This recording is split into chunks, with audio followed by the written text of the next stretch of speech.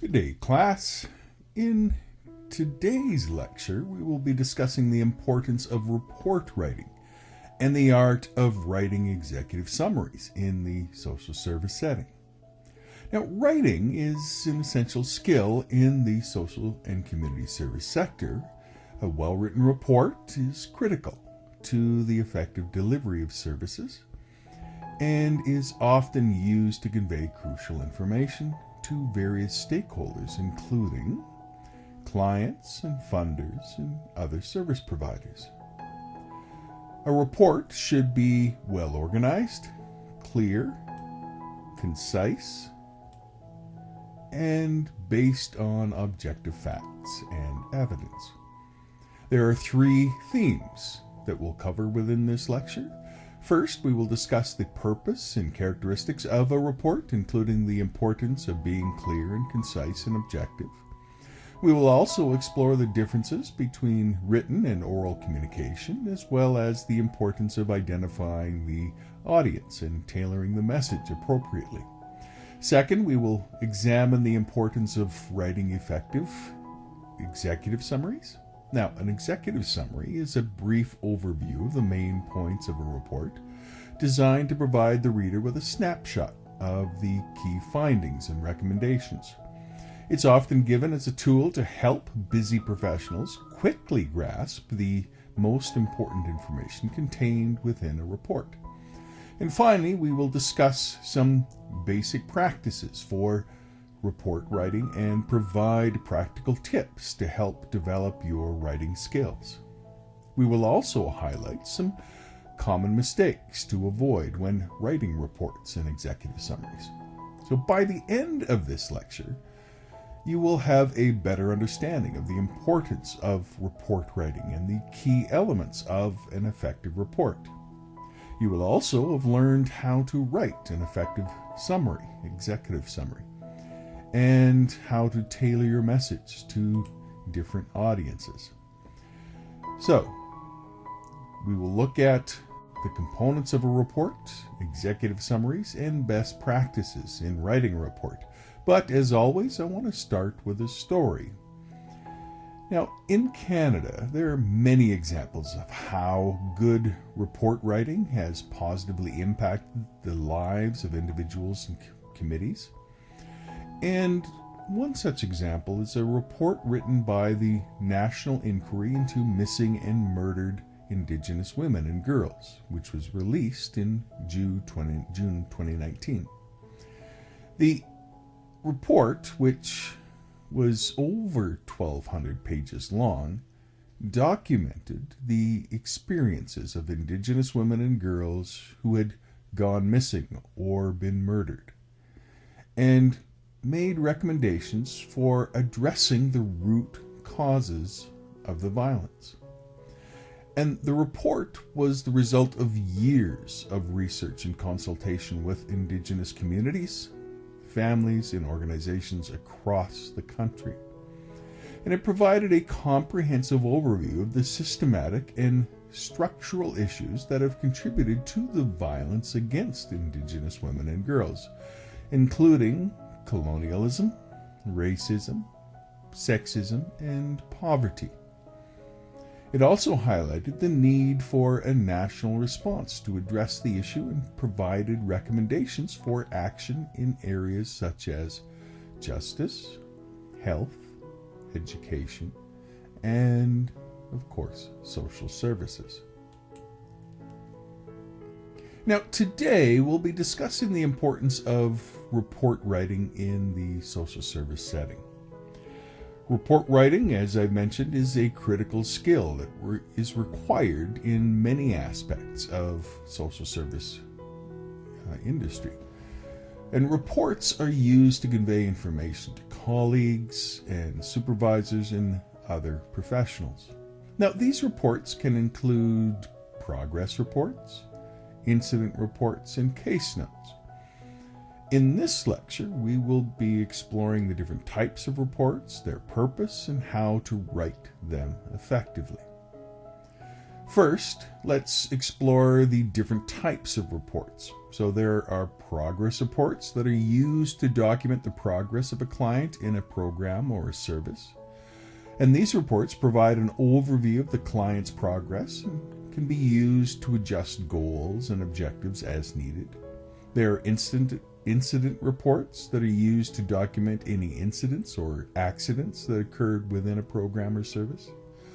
And these reports provide detailed information about what happened, who was involved, and any actions that were taken. There are also case notes that are used to document client interactions, including meetings and phone calls.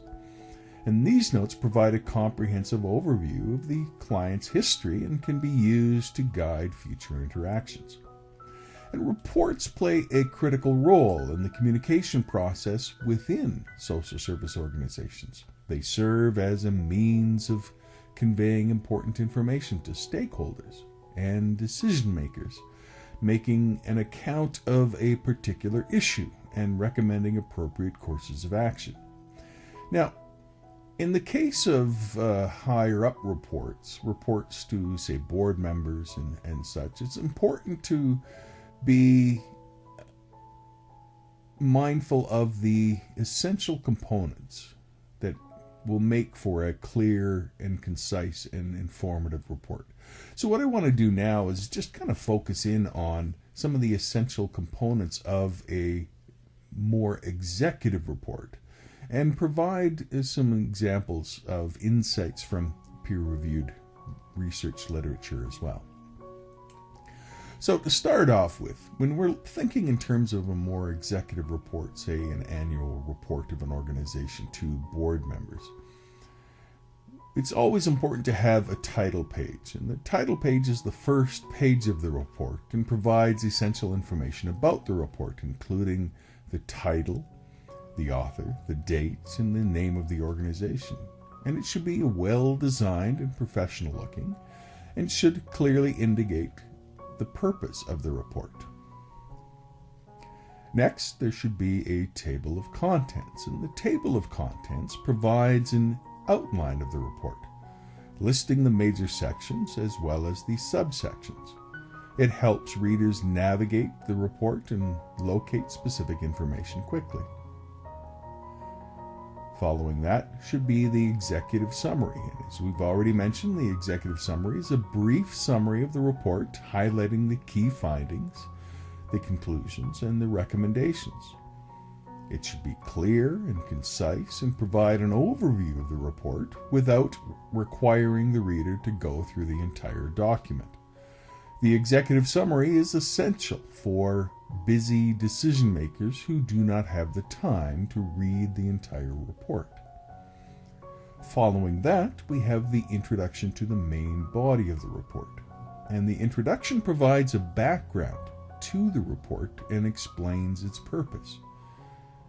It should clearly articulate the problem or issue that is being addressed, the scope of the report, and the methods used to gather information.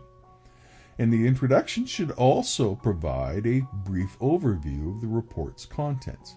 Now, following that, it's going to vary somewhat how this goes, but we're going to, in this example, we're going to use, say, a report for a program evaluation. Now, in a program evaluation, you would do some research in order to gather the data and make the recommendations, and so that's what we'll have within this report. So the next part would be your methodology, and here within the methodology section, this describes the methods used to gather the information and to analyze the data.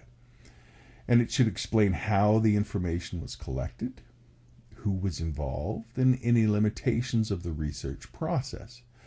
And this section is important because it provides transparency and allows others to then replicate this research. Then we have the results section, and the results section presents the findings of the research, providing a detailed description of the data and the analysis used to arrive at the conclusions. And this section should be well organized and easy to follow, using graphs and tables and other visual aids where appropriate. And then the discussion section. And within the discussion section, it provides an interpretation of the results and explains their significance. It should relate the results back to the entire purpose of the report and explain any implications for future action. And this section should also address any limitations or any challenges of the research. Then we have our conclusions, and the conclusion section provides a summary of the key findings and recommendations. And here it should be clear and concise and short and to the point and restate the purpose of the report. And then finally we have the recommendation section. And the recommendation section should provide some specific actions that should be taken in response to the findings of the report. And the recommendation should be based on the research findings and should be achievable and realistic. So in essence, the written report is essential in the social service setting. It serves as a vital means of communication between stakeholders and decision makers, and its impact can be significant. And this is, while it's going to vary depending upon the type of report, in the case of a program evaluation, the different components of the report are essential. So having things like a title page, a table of contents, an executive summary, and an introduction is going to be something that's going to be common in all large executive reports. And in the case of a program evaluation, then there should also be a methodology, a results section, the discussion section, the conclusion section, and the recommendation section. And this ensures that the report is well organized, it is clear, it is concise, and it is informative. So we're going to pause there before we get into the other parts of writing a report and let you kind of absorb what we've looked at so far. And when we come back, we will look at executive summaries as well as best practices in writing reports. I hope you enjoyed the lecture thus far, and I'll see you in the next section. Goodbye.